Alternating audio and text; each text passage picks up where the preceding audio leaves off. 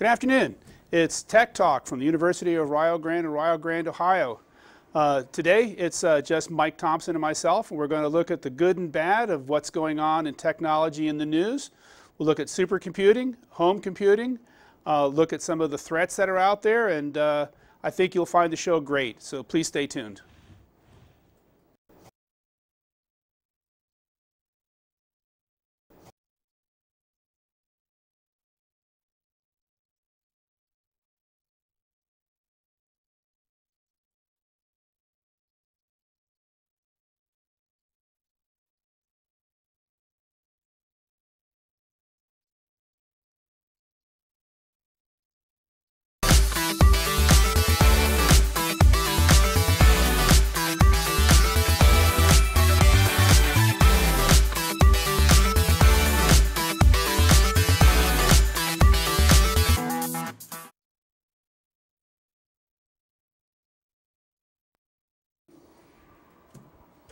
Welcome to Tech Talk for the end of June. End of June. Did I say July in the promo? I don't know. I can't remember. I said it was a hot day for technology and a hot day in the news. We're missing Dwayne today. We're hoping he's doing well on his professional responsibilities. So it's just Mike and I today tossing around some ideas. And as typical, I took out some graphics on pointing out some things that help you so you don't have to look at us all the whole half hour, and we'll try to work our way through the good and bad of today's news and some things that might pertain to you and your use of technology. Let's roll that first slide, Pat. Summit. I don't know if you heard about this, but at Oak Ridge, Tennessee, which is one of our U.S. Department of Energy facilities, the IBM Corporation and NVIDIA, which is a graphics card chip maker, put up the largest supercomputer in the world. And this thing is huge. We put some stats up there so you can see them on the screen. This thing can make decisions and run calculations at 200,000 trillion per second. So this is good for gaming, huh? Oh, well, I think it's beyond gaming. You mentioned earlier about Watson. Watson is a computer that was on Jeopardy, and its ability to have just a lot of information and to be able to use the power of the computer, Watson, to make quick decisions based upon what it knows, where it can find out the information, artificial intelligence. So is Watson more a program or is it a computer and hardware? Let's call it a whole system platform. Okay. Because they do go hand in hand. All right. And this one, even though it's by the Department of Energy, it's going to be used by institutes of health. It will be used maybe by oceanographic and atmospheric administration to look at weather modeling, because we are facing some challenges there. This thing will be put to good use for sure. Mm-hmm. But that's a massive machine, and it's over twice as large as the previous one, which was Chinese. And we're going to see us flip-flopping and leapfrogging our way down through larger and larger machines. How big is, if there is a tech race, with this type of computer, is there like a space race that we used to have? Is there any type of thing like that? Well, there is. I mean, there is a tech race where he who has the most powerful tools and the best knowledge and skills is leading. Is that more important than the hacking race? Who can hack who first? They go hand in hand. Okay. If you look at what happened in the Manhattan Project, we didn't have the science to harness nuclear energy. Mm-hmm. But you also had to have, to go into the next generation, ballistic missile technology in order to deliver it without having to drop it. And you acquire that. You build those things and you get your materials and you build it. You have to have the computers, you have to have the network, you have to have the knowledge and skills and how to use it. And we talk an awful lot on Tech Talk about zero-day exploits, and we will here in a second talk about what are those threats. And our programmers sometimes know that it's not perfect, and they hope that nobody finds out. But when somebody does find out, they exploit it. And that's when sometimes you lose access to your system. And we have examples of that here today, too. Okay. What's the next thing we got up there? So who do you trust for information? We have several branches of the government that work together to provide timely information, and our Department of Homeland Security has an emergency response readiness team. And we look to them as being our government source of what we should have on our radar to look out for. And there are informations that are more educationally oriented, and I look towards the SANS list. SANS provides training and certification for our computer security experts.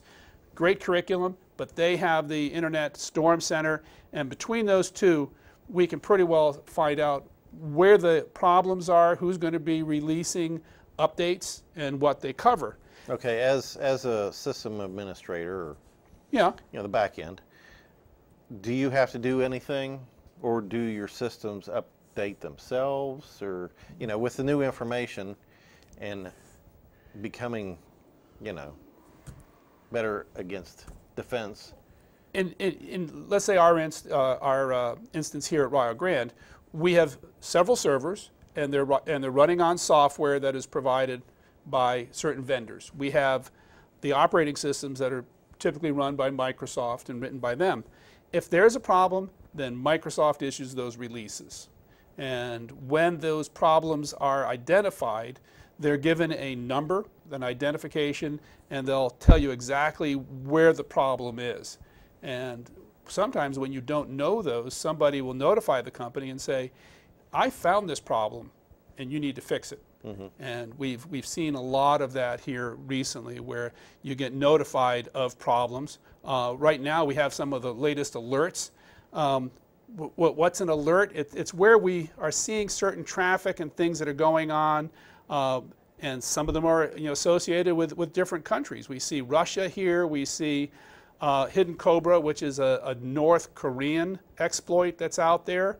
We're seeing that certain cyber actors, that's the politically correct term for hackers, are working on home equipment.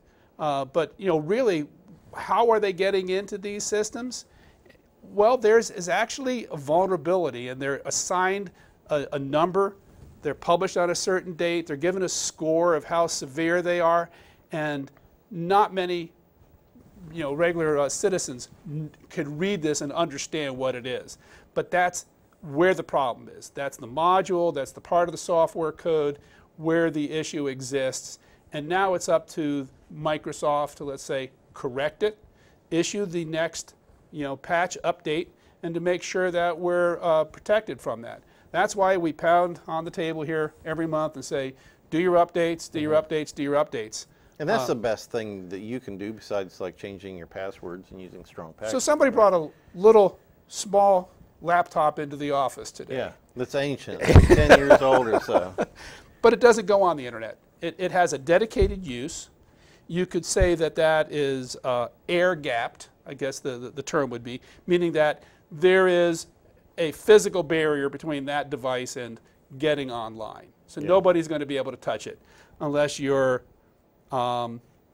motorcycle. Right.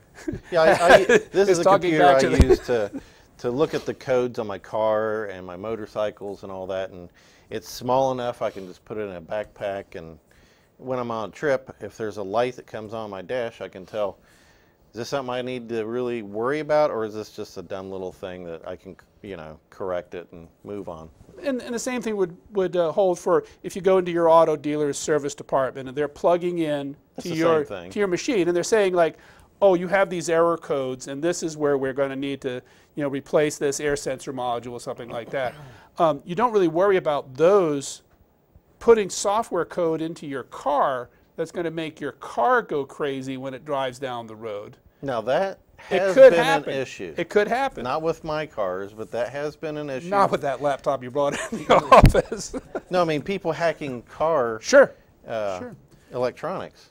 Well, OnStar and the other online systems communicate with your vehicle, and they can unlock doors. They could also substitute software code. And I can shut you down going down the road. And what did we talk about a few minutes ago? We talked about autonomous driving machines and whether or not there is going to be a future in our lives for machines that drive themselves. And we like driving too much, and I don't want something overriding. No, I'll be the old guy with the cane pounding on the floor. By God, you're not going to. Well, not for me. The other part of it is like, I do want to have Bluetooth for my mobile device. I'd kind of like to be able to, receive a call hands-free. I think I would like to have a sensor over here for my blind spot that's telling me that a car is coming up that I didn't see. But I don't necessarily want it to do everything. Right, me neither. Maybe help me stop if I see a car or don't see the car that's ahead of me stopping quickly. There's a happy medium for all those things. Right. And like that. So we I think went we had from the North Korea thing there. Yeah, while we were in Singapore negotiating an end to nuclear arms and talking about human rights, future discussions. What's happening is we see that our country and other internet-connected countries are seeing a lot of probes from the North Korean government. And we believe it's North Korea. Don't take it from me. I'm not pointing the finger at them, but there is an exploit called Cobra, and it raised its ugly head again this time. So what does the United States... What are they looking for? I mean, who do they hit? Government computers or just everything? Typically. Okay. I mean, government and corporate seem to be the big ones. Banking would be another. So, one of the things that happened, speaking of banking, since I brought it up, there was, or is that coming up? We have another slide of that coming up.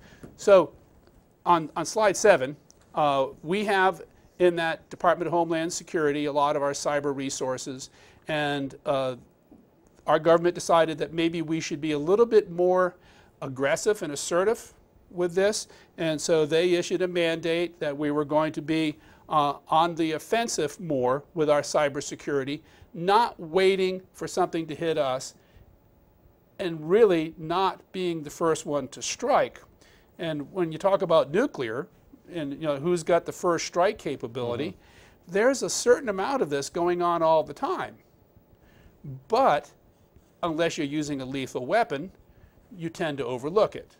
We've been spying on other people forever. Radio, intercepts, everything. But now what we're looking at is what's going on in the cyber world. And we do have to watch out for our borders on the internet. We have to protect our individual systems, make sure that they're protected, and then try to identify correctly who it is. Maybe we could make another 7th branch of the military, the cyber warriors. We probably need another one. Besides the space. If you keep track of the news, you'll find that there's really been a lot of debate as to who should be responsible. You've always had the military looking after the military, but who looks after our aeronautics and space program? And we're now having the Space Force going to crank up, and I think you probably want to protect that as much as anything else. Yeah, and part of that too is, ICBMs go into space and come back down. So I'm not sure, but I saw it as sort of like the Star Wars program that Reagan had. So if you can't shoot them down from the ground, have something in space that can shoot things down up there. And which branch of our government will be doing that? Military? The new one, yeah. The new one.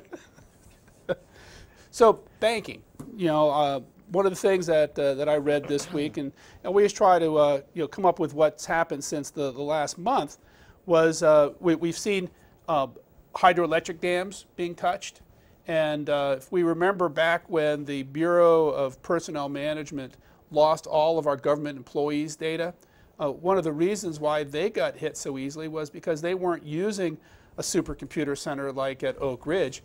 They found one of our lesser used departments that had space on their computer, and they put it over there. And so now that's really sensitive information, but you're dealing with people that don't do system administration as seriously. And what they found in this case was in the Bureau of Reclamation, the network administrators hadn't been following the top best practices for securing their system. And so now what's happening is people are now on our dams looking at our hydroelectric infrastructure. That's pretty scary. That's overall. all you got to do is turn the electric off, and then you're done. Yeah, but nobody thought of like who's in charge of the dams. Well, it was a water impoundment on Bureau of Reclamation land, so they were in charge of those computers that were monitoring what's going on with their dam and what's going on with the hydroelectric system there. Wouldn't you like to be the dam man? The dam man. You know what the fish say when he hit the wall? Damn. Yeah. Damn. There was a warning sent out this month about home routers, and we're talking about the ones that you pick up at Best Buy and Walmart that connect you to your internet service provider. And some of them are pretty bare bones. The companies go everywhere from some of the largest well-known names to some more that are obscure. But what you want when you pick out this type of home equipment is a company that's going to be doing the updates, that's going to be maintaining that product. Is this something that you have to do yourself as far as maintaining it? Mine goes out and looks for updates automatically. Okay. So I have a router by a company called Linksys. Okay. And it's going out there and it's looking for the updates and it's updating itself. But what they found is something called VPN filter. And if you look at the description, it's called black energy malware. And it's blocking web traffic and collecting information from your system if it can get in. And who's doing it? Well, it's called the Sophosy Group, a.k.a. Fancy Bear, which is it's a Russian group. Russians. It's a Russian group. I figure bear. And so what we don't want is for them to be able to go out and collect massive amounts of information from everybody's homes. Mm-hmm. And they don't know. Maybe they're getting a router that's in a small business. But again, what they did was they distributed malware. Somebody clicked on something that's going out and it's connecting back to a command and control server. And so you, as the homeowner, wouldn't have clicked on that something. It would have been somebody else that clicked on it? I don't know the details of the logistics on this, but my point is that whether it's North Korea, whether it's Russia, whether it's our homes, or whether it's in a hydroelectric plant, it seems to be pretty widespread that somebody is looking around for ways of collecting information and getting an advantage. And that's the part that's sort of creepy. It really is. I mean, we've had governments that have taken over game networks because there were movies that were produced that were not pleasing to them, and they shut down over the holiday things. They've stolen movies. They've gone out and released emails from certain entertainment companies. I don't know what else is new. We haven't had something that's been really horrible, except losing all of our government information. In Chile, the Banco de Chile had 9,000 computers go down, 5,000 servers. All of a sudden, they're shut down. And really, they're focused on trying to get their banking industry back up. But when the researchers and the security people were going in and looking at what actually was going on, while they're looking over here at their 9,000 office computers and bank computers going down, $110 million is being siphoned off to Hong Kong through a bank network transfer system. That's sort of like that. Pay no attention to the man behind the curtain. That shooter that had planned some explosions over here so that all the police would run here and he would do something over here. So that was a banking industry exploit with diversion, but the diversion wasn't the focus of it. The focus that was was bad something enough, else. but then. Oh yeah. Figure somebody's going to make money off of it somehow. Their computers were unusable. It just totally trashed them.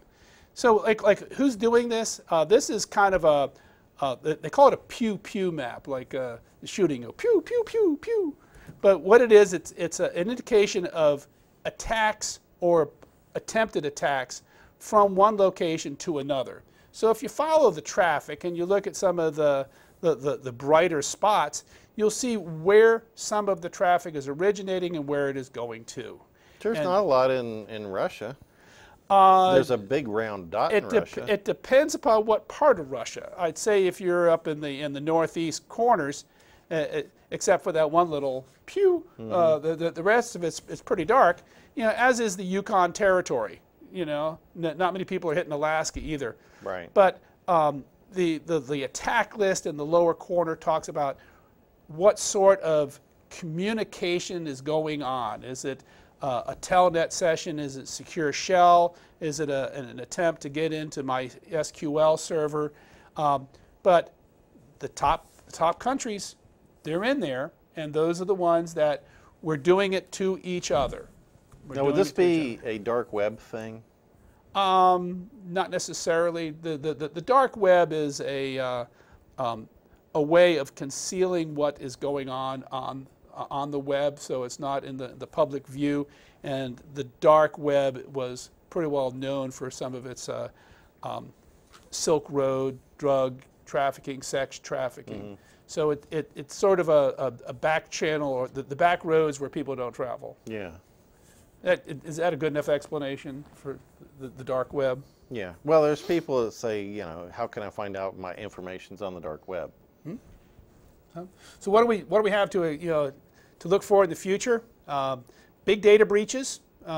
Whether you call the Facebook conversation that we had earlier, you know, a data breach or not, you know, what happens with data? Being able to have people steal your information by locking up your computer when you click on a bad link. That was the ransomware. Artificial intelligence. Right now, it's great when you can get Siri or Google Assistant to answer a question for you, or Alexa. But what happens when it turns evil and it becomes a weapon? Mm-hmm. Cyber physical attacks. I think that would probably be taking over infrastructures and trains. Mining cryptocurrencies.